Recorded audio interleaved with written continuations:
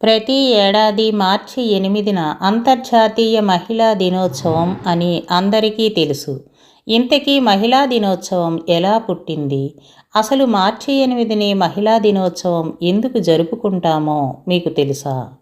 1908లో న్యూయార్క్లో మహిళా కార్మికులు తక్కువ పని గంటలు, మెరుగైన జీతం, ఓటు హక్కు కోసం ఉద్యమాన్ని చేపట్టారు.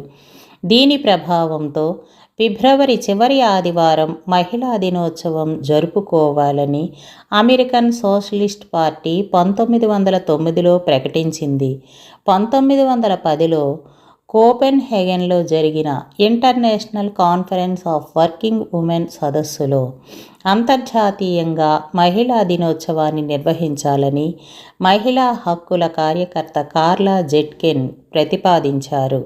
అయితే 1917లో రష్యాలో మహిళలు శాంతి కోసం పెద్ద ఎత్తున నిరసన చేపట్టారు. దీనివల్ల చక్రవర్తి నికోలస్ పదవికి రాజీనామా చేయాల్సి వచ్చింది. అది మార్చి 8నే జరిగిందని అంటారు. దీంతో ఆ రోజునే మహిళా దినోత్సవంగా జరుపుకుంటున్నాం. 1975 నుంచి ఐక్యరాజ్య సమితి అధికారికంగా నిర్వహించడం మొదలుపెట్టింది. ఒక్కో ఏడాది ఒక్కో థీమ్.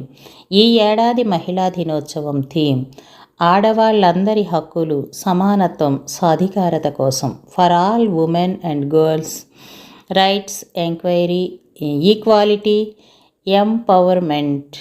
ఇది మహిళల పురోగతికి ఎదురయ్యే అవరోధాలను తొలగించడాన్ని హైలైట్ చేస్తుంది.